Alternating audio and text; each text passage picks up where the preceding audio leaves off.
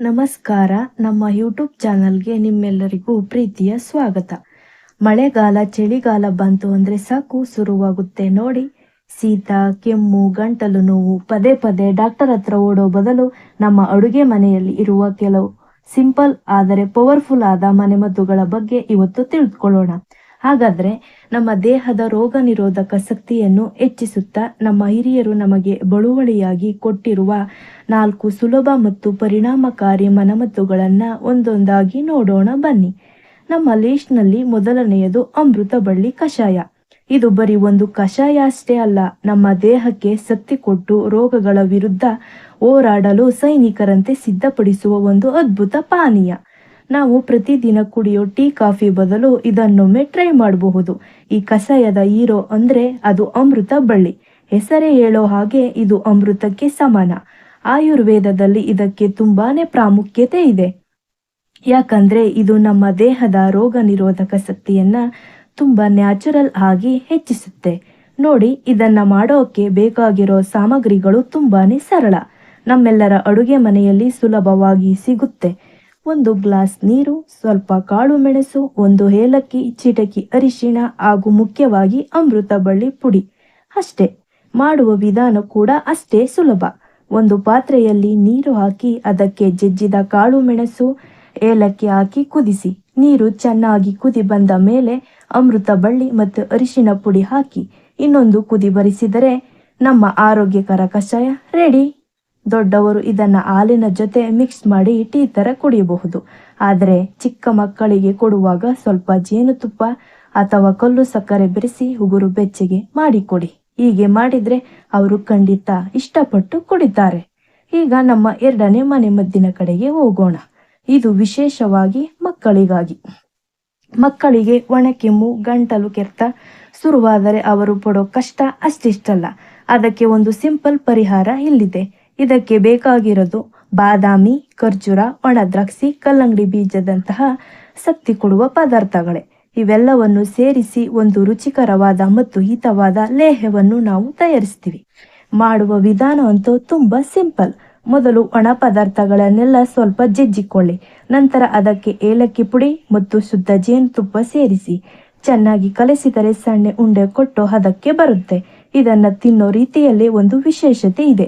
ಈ ಉಂಡೆಯನ್ನ ಹಾಗೆ ನುಂಗೋದಲ್ಲ, ಬದಲಿಗೆ ಮಗುವಿನ ಕೆನ್ನೆಯ ಒಂದು ಬದಿಯಲ್ಲಿ ಇಡಬೇಕು. ಆಗ ಅದರಿಂದ ಬರುವ ರಸ ನಿಧಾನವಾಗಿ ಗಂಟಲಿಗೆ ಇಳಿದು ಕೆರೆತಕ್ಕೆ ಆರಾಮು ಕೊಡುತ್ತೆ. ನಮ್ಮ 3ನೇ ಮನೆಮದ್ದು ಇದೆಯಲ್ಲ, ಇದು ಸ್ವಲ್ಪ ವಿಭಿನ್ನ. ಇದನ್ನ ಕುಡಿಯೋದಲ್ಲ, ಬದಲಿಗೆ ಮೂಗಿಗೆ ಹಾಕುವ ಹನಿಗಳು. ಪದೇ ಪದೇ ನೆಗಡಿ, ಶೀತದಿಂದ ಬಳಲುವವರಿಗೆ ಇದು ರಾಮಬಾಣದಂತೆ ಕೆಲಸ ಮಾಡುತ್ತೆ. ಇದಕ್ಕೆ ಬೇಕಾಗಿರೋದು ಕೇವಲ 2 ಪದಾರ್ಥಗಳು, ಆದರೆ 2 ಅತ್ಯಂತ ಶಕ್ತಿಶಾಲಿ. ಒಂದು ನಮ್ಮೆಲ್ಲರ ಮನೆಯಲ್ಲಿರುವ ಪವಿತ್ರ ತುಳಸಿ, ಇನ್ನೊಂದು ಗರಿಕೆ ಹುಲ್ಲು. ಇವೆರಡರ ರಸವೇ ಇಲ್ಲಿ ಮದ್ದು. ಮೊದಲು ತುಳಸಿ ಮತ್ತು ಗರಿಕೆಯನ್ನ ಚೆನ್ನಾಗಿ ತೊಳೆದು ಜಜ್ಜಿ ಒಂದು ಶುಭ್ರವಾದ ಬಟ್ಟೆಯಲ್ಲಿ ಹಿಂಡಿ ರಸ ತೆಗಿಬೇಕು. ಆಮೇಲೆ ದೊಡ್ಡವರು ತಮ್ಮ ಕಿರುಬೆರಳನ್ನ ಆ ರಸದಲ್ಲಿ ಅದ್ದಿ ಮಗುವಿನ ಮೂಗಿನ ಒಂದೊಂದು ಹೊಳ್ಳೆಗೆ ಒಂದೊಂದು ಹನಿ ಬಿಡಬೇಕು ಅಷ್ಟೇ. ಇಲ್ಲಿ ಒಂದು ಬಹಳ ಬಹಳ ಮುಖ್ಯವಾದ ವಿಷಯವನ್ನ ಗಮನದಲ್ಲಿ ಇಟ್ಕೊಳ್ಬೇಕು. ಇದನ್ನ 3 ವರ್ಷ ಮೇಲ್ಪಟ್ಟ ಮಕ್ಕಳಿಗೆ ಮಾತ್ರ ಬಳಸಬೇಕು ಮತ್ತು ದಿನಕ್ಕೆ 1 ಸಾರಿ ಮಾತ್ರ. ಇದನ್ನ ದಯವಿಟ್ಟು ಮರೆಯಬೇಡಿ. ಇನ್ನು ನಮ್ಮ ಕೊನೆಯ 4ನೇ ಮನೆಮದ್ದು. ಇದು ವಿಶೇಷವಾಗಿ ದೊಡ್ಡವರಿಗಾಗಿ. ಗಂಟಲು ಕೆರೆತ, ಒಣಕೆಮ್ಮು ಇದ್ದಾಗ ತಕ್ಷಣಕ್ಕೆ ಆರಾಮ್ ಕೊಡುವ ವಿಶೇಷ ತಾಂಬೂಲ ಇದು. ಒಂದು ಶುದ್ಧವಾದ ವೀಳ್ಯದೆಲೆಯ ಮೇಲೆ ಸ್ವಲ್ಪ ಜೇನುತುಪ್ಪ, ಅರಿಶಿಣ, ಕಾಳು ಮೆಣಸಿನ ಪುಡಿ, ಏಲಕ್ಕಿ ಪುಡಿ ಮತ್ತು ಚಿಟಕಿ ಉಪ್ಪನ್ನ ಹಾಕಿ ಇದನ್ನ ತಯಾರಿಸ್ತೀವಿ. ಪ್ರತಿಯೊಂದು ಪದಾರ್ಥಕ್ಕೂ ಅದರದ್ದೇ ಆದ ಔಷಧಿಯ ಗುಣವಿದೆ. ಇದನ್ನ ಮಾಡೋಕೆ 1 ನಿಮಿಷ ಕೂಡ ಬೇಕಾಗಿಲ್ಲ. ವೀಳ್ಯದೆಲೆಗೆ ಜೇನುತುಪ್ಪ ಸವರಿ ಅದರ ಮೇಲೆ ಎಲ್ಲ ಪುಡಿಗಳನ್ನು ಉದುರಿಸಿ ಆಮೇಲೆ ಎಲೆಯನ್ನ ಸುರುಳಿಯಾಗಿ ಸುತ್ತುಕೊಂಡರೆ ನಮ್ಮ ಮದ್ದು ಸಿದ್ಧ. ಇದರ ಸೀಕ್ರೆಟ್ ಇರೋದೇ ಇದನ್ನ ತಿನ್ನುವ ವಿಧಾನದಲ್ಲಿ. ಇದನ್ನ ಒಂದೇ ಬಾರಿಗೆ ಪೂರ್ತಿ ತಿನ್ಬಾರ್ದು, ಬದಲಿಗೆ ಬಾಯಲ್ಲಿ ಇಟ್ಟುಕೊಂಡು ಸ್ವಲ್ಪ ಸ್ವಲ್ಪವೇ ಜಗಿಬೇಕು. ಆಗ ಅದರಿಂದ ಬರುವ ರಸ ನಿಧಾನವಾಗಿ ಗಂಟಲಿಗೆ ಇಳಿದು ಕೆರೆತವನ್ನ ಕಡಿಮೆ ಮಾಡುತ್ತೆ. ನೋಡಿದ್ರಾ, ಇದರಲ್ಲಿ ಬಳಸುವ ಪ್ರತಿಯೊಂದು ವಸ್ತುವು ಒಂದು ಕಾರಣವಿದೆ. ಉದಾಹರಣೆಗೆ ಏಲಕ್ಕಿ ಒಂದು ನ್ಯಾಚುರಲ್ ಆಂಟಿ ಅಲರ್ಜನ್ ತರ ಕೆಲಸ ಮಾಡಿ ಅಲರ್ಜಿಯಿಂದ ಆಗುವ ಗಂಟಲು ಕೆರೆತವನ್ನು ತಕ್ಷಣ ಶಮನ ಮಾಡುತ್ತೆ. ಎಷ್ಟು ಅದ್ಭುತ ಅಲ್ವಾ? ಈ 4 ಮನೆಮದ್ದುಗಳಿಂದ ನಮಗೆ ಏನು ತಿಳಿಯುತ್ತೆ ಅಂದರೆ, ನಮ್ಮ ಆರೋಗ್ಯದ ದೊಡ್ಡ ಗುಟ್ಟು ನಮ್ಮ ಅಡುಗೆ ಮನೆಯಲ್ಲಿ ಅಡಗಿದೆ. ನಮ್ಮ ಹಿರಿಯರ ಜ್ಞಾನ ಎಷ್ಟೊಂದು ಆಳವಾಗಿದೆ ನೋಡಿ. ಹೌದು, ಅತ್ಯಂತ ಶಕ್ತಿಯುತವಾದ ಔಷಧಾಲಯವು ಸಾಮಾನ್ಯವಾಗಿ ನಮ್ಮ ಅಡುಗೆ ಮನೆಯ ಗೋಡೆಗಳೊಳಗೆ ಕಂಡು ಬರುತ್ತದೆ.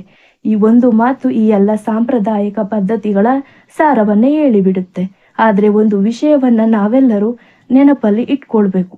ಇವೆಲ್ಲ ಮನೆಮದ್ದುಗಳು ಸಮಸ್ಯೆ ತುಂಬಾ ಗಂಭೀರವಾಗಿದ್ದರೆ ಅಥವಾ ಬಹಳ ದಿನಗಳಿಂದ ಇದ್ದರೆ ಖಂಡಿತ ಒಬ್ಬ ಡಾಕ್ಟರ್ ಹತ್ರ ಹೋಗಿ ಸಲಹೆ ಪಡೆಯೋದು ತುಂಬಾನೇ ಮುಖ್ಯ. ನೋಡಿದ್ರಲ್ಲ, ನಮ್ಮ ಅಜ್ಜಿ ಹೇಳಿದ್ದ ಮನೆಮದ್ದುಗಳಲ್ಲಿ ಎಷ್ಟೊಂದು ವಿಜ್ಞಾನ ಅಡಗಿದೆ ಅಂತ. ಇಂತಹ ಇನ್ನಷ್ಟು ಜ್ಞಾನ ನಮ್ಮ ಸಂಪ್ರದಾಯಗಳಲ್ಲಿ ಅಡಗಿರಬಹುದು ಅಲ್ವಾ? ಈ ಮಾಹಿತಿ ನಿಮಗೆ ಇಷ್ಟವಾಗಿದ್ರೆ ಮತ್ತು ಉಪಯುಕ್ತ ಅಂತ ಅನಿಸಿದ್ರೆ ಖಂಡಿತ ಲೈಕ್ ಮಾಡಿ, ನಿಮ್ಮ ಸ್ನೇಹಿತರು ಮತ್ತು ಕುಟುಂಬದವರೊಂದಿಗೆ ಶೇರ್ ಮಾಡಿ, ಹಾಗೂ ನಮ್ಮ ಚಾನಲ್ಗೆ ಸಬ್ಸ್ಕ್ರೈಬ್ ಆಗೋದನ್ನು ಮರೆಯಬೇಡಿ. ಇದೇ ರೀತಿ ಮತ್ತೊಂದು ಕುತೂಹಲಕಾರಿ ವಿಷಯದೊಂದಿಗೆ ನಿಮ್ಮನ್ನು ಮತ್ತೆ ಭೇಟಿಯಾಗ್ತೇನೆ. ಅಲ್ಲಿಯವರೆಗೆ ನಮಸ್ಕಾರ.